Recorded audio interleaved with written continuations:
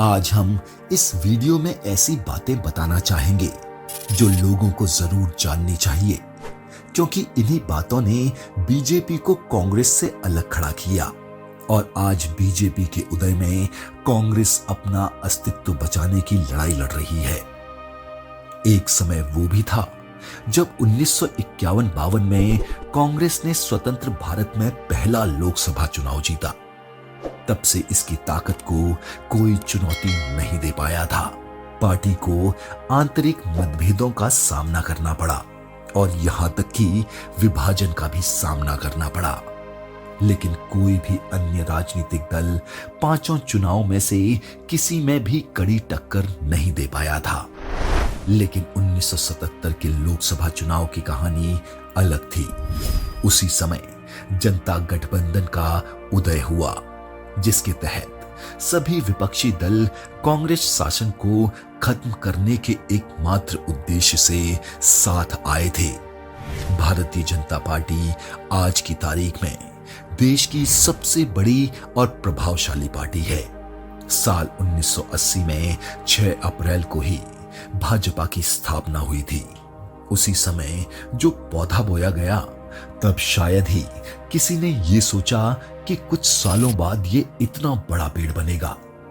तो आइए जानते हैं कि कैसे जनसंघ से बनी जनता पार्टी का इतिहास।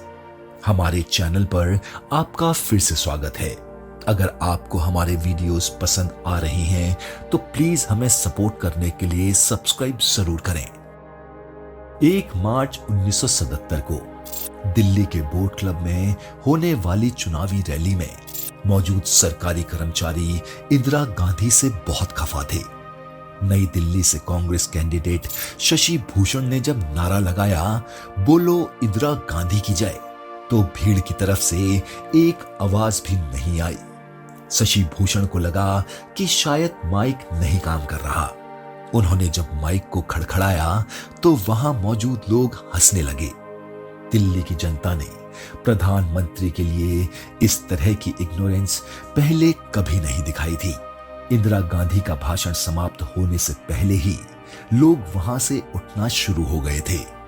1977 में लोकसभा चुनाव का कार्यकाल नवंबर में खत्म होने वाला था, लेकिन इंदिरा गांधी ने अचानक 18 जनवरी को चुनाव की घोषणा करके देशवासियों और विपक्ष दोनों को ही अचंभे में डाल दिया था। फिर 11 मार्च 1977 में चुनाव के लिए मतदान हुआ। जनता गठबंधन ने इंदिरा गांधी को अपमानजनक हार दी। इसमें सभी विपक्षी दल शामिल थे और इसका एकमात्र लक्ष्य कांग्रेस शासन को उखाड़ फेंकना था। जनता पार्टी ने भारी जीत हासिल की और कुल 542 सीटों में से जनता पार्टी और उसके सहयोगियों ने 330 सीटें जीती। कांग्रेस की सबसे बड़ी हार का कारण आपातकाल था, जो 25 जून 1975 से 21 मार्च 1977, जो 21 महीने रहा था। इस 21 महीने की अवधि में बड़े पैमाने पर अशांति फैली।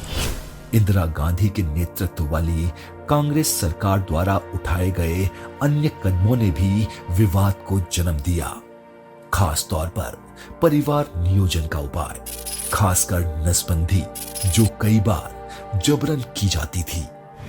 अगर आपातकाल के बारे में आपको ज्यादा जानना है तो आप हमारे चैनल में इस वीडियो में देख सकते हैं। अब हम बात करते हैं बीजेपी के आगमन की। बीजेपी का जो गौरवशाली वर्तमान है, इसके पीछे अतीत का लंबा संघर्ष है। संघर्ष की ये परंपरा आजादी के कुछ ही दिनों बाद 1951 में शुरू होती है, जब स्वतंत्रता सेनानी श्यामा प्रसाद मुखर्जी ने 1991 में भारतीय जनसंघ की स्थापना की थी। भारतीय राजनीति में जनसंघ नाम से लोकप्रिय ये राजनीतिक दल देश की राजनीतिक व्यवस्था में कांग्रेस की बढ़ती शक्ति को कम करने के लिए और लोगों के सामने एक राजनीतिक ऑप्शन देने के लिए बनाया गया था। ये राजनीतिक विचारधारा हिंदू राष्ट्रवाद से प्रभावित थी और सांस्कृतिक राष्ट्रवाद के एजेंडे पर चलकर सत्ता हासिल करने को अपना लक्ष्य मानती थी। जनसंघ को राष्ट्रीय स्वयंसेवक संघ का आशीर्वाद हासिल रहा। तत्कालीन मीडिया और बौद्धिक जगत की बहस डिबेट में जनसंघ को आरएसएस का राजनीतिक मंच कहा जाने लगा था। जनसंघ ने कांग्रेस पर मुस्लिम तुष्टीकरण का आरोप लगाया और इसका जोरदार विरोध किया। जनसंघ ने 1953 में कश्मीर मुद्दे को जोर शोर से उठाया। श्यामा प्रसाद मुखर्जी ने एक देश एक निशान एक विधान का नारा दिया। मई 1953 में कश्मीर में प्रवेश करने के दौरान उन्हें गिरफ्तार कर लिया गया। अगले महीने श्रीनगर में उनकी मौत हो गई। कुछ दिनों बाद जनसंघ की कमान दीनदयाल उपाध्याय के हाथों में आ गई। दीनदयाल उपाध्याय ने एकात्म मानववाद का नारा दिया। फिर राजनीतिक रूप से सक्रिय रहने के बावजूद जनसंघ चुनावी राजनीति में कुछ खास कामयाबी हासिल नहीं कर सकी। 1967 तक दीनदयाल उपाध्याय जनसंघ के महासचिव बने रहे। इस वक्त तक जनसंघ की राजनीति में दो ऐसे युवा नेता प्रवेश कर चुके थे जो आने वाले दिनों में भारतीय राजनीति का चेहरा बदलने वाले थे।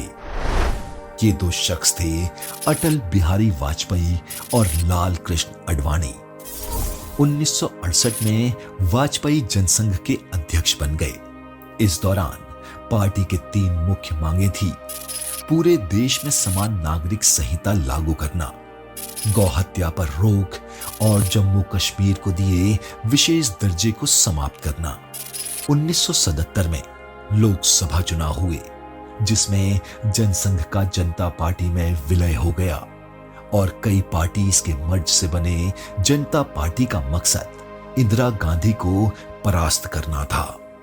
इस चुनाव में जनता पार्टी को जीत मिली और मोरारजी देसाई पीएम बने। अटल बिहारी वाजपेयी को मोरारजी कैबिनेट में विदेश मंत्री बनाया गया, लेकिन इंदिरा गांधी के खिलाफ किया गया ये प्रयोग विफल साबित हुआ और 1979 में ये सरकार गिर गई। इसके बाद 6 अप्रैल 1980 को भारतीय जनता पार्टी के नाम से एक नए राजनीतिक दल की स्थापना की गई और अटल बिहारी वाजपेयी इसके पहले अध्यक्ष बने। इसके बाद 1984 में देश की प्रधानमंत्री इंदिरा गांधी की हत्या हो गई, जिससे देश में आम चुनाव हुए। कांग्रेस सरकार ने सहानुभूति की लहर में विरोधियों का सफाया कर दिया। इस चुनाव में बीजेपी मात्र 2 सीटों से जीती। इसके बाद 1986 में लाल कृष्ण आडवाणी पार्टी के अध्यक्ष बने। उन्होंने अयोध्या में राम मंदिर निर्माण की मांग को लेकर राम जन्मभूमि आंदोलन शुरू किया। 1989 के लोकसभा चुनाव में बीजेपी ने पहली बार सफलता का स्वाद चखा और इसकी सीटें 86 हो गई। इसके बाद बीजेपी लगातार कामयाबी की सीढ़ी चढ़ती गई। 1991 के लोकसभा चुनाव राजीव गांधी की हत्या के बाद हुए थे। इस चुनाव में कांग्रेस ने वापसी तो की, लेकिन बीजेपी दूसरी सबसे बड़ी पार्टी बनकर उभरी और 120 सीटों पर जीत हासिल की। 1996 के लोकसभा चुनाव में बीजेपी 161 सीटें जीतकर सबसे बड़ी पार्टी के रूप में उभरी। निश्चित रूप से बीजेपी के साथ सरकार बनाने का संख्या बल नहीं था, लेकिन सहयोगियों के समर्थन पर भरोसा कर अटल बिहारी वाजपेयी पीएम बने। लेकिन समर्थन न मिलने की वजह से मात्र 13 दिन में ही उनकी सरकार गिर गई। 1998 में बीजेपी ने अपने प्रदर्शन में सुधार किया और पार्टी ने इस बार के लोकसभा चुनाव में 182 सीटें जीती। एनडीए के बैनर तले अटल फिर पीएम बने। इस बार उनकी सरकार 13 महीने चली। वाजपेयी की सरकार गिरने के बाद 1999 में देश में एक बार फिर से मिड टर्म चुनाव हुए। बीजेपी को इस बार भी 182 सीटें ही मिली, लेकिन अटल बिहारी वाजपेयी सहयोगियों के दम पर पूरे 5 साल तक सरकार चलाने में सफल रहे। भारतीय जनता पार्टी ने 2004 से 2014 तक विपक्ष का रोल निभाया। पहली बार 5 साल तक सरकार चलाने के बाद 2004 में अटल बिहारी वाजपेयी के नेतृत्व में बीजेपी ने लोकसभा चुनाव लड़ा। बीजेपी ने इंडिया शाइनिंग और फील गुड का नारा दिया, लेकिन चुनावी समय में बीजेपी धराशायी हो गई। पार्टी को हार का मुंह देखना पड़ा। एनडीए के कई सहयोगियों ने बीजेपी का साथ छोड़ दिया। इसके बाद 2004 से लेकर 2014 तक बीजेपी विपक्ष में रही। 2009 में एडवाणी के नेतृत्व में लड़े गए लोकसभा चुनाव में बीजेपी को हार का ही मुंह देखना पड़ा। 2013 में गुजरात के तत्कालीन मुख्यमंत्री नरेंद्र मोदी अहमदाबाद से केंद्र की राजनीति में आ गए। 2014 में बीजेपी ने उनके नेतृत्व में लोकसभा चुनाव लड़ा और प्रचंड रूप से केंद्र की सत्ता में वापसी की। 282 सीटें लेकर बीजेपी ने पहली बार केंद्र में अपने दम पर सरकार बनाई। 2019 के चुनाव में भी नरेंद्र मोदी कामयाबी के रथ पर सवार रहे। इस बार के चुनाव में उन्होंने अपने ही रिकॉर्ड को तोड़ दिया और 303 सीट के रिकॉर्ड बहुमत के साथ दिल्ली में अपना दबदबा और भी बढ़ा दिया। 2024 में लोकसभा चुनाव में बीजेपी 240 सीटें जीतकर सबसे बड़ी पार्टी के रूप में उभरी। 45 सालों के बीजेपी के सफर में पार्टी के 11 अध्यक्षों ने अपनी सेवाएं दी हैं। आज हमें अटल बिहारी वाजपेयी की वो बात सफल होती दिख रही है। वो कहते थे, अंधेरा छटेगा, सूरज निकलेगा, कमल खिलेगा। अगर आपको हमारे वीडियोस पसंद आ रहे हैं तो प्लीज हमें लाइक, कमेंट, शेयर और सब्सक्राइब जरूर करें ताकि ऐसे ही इंटरेस्टिंग वीडियोस हम आपके लिए लाते रहें।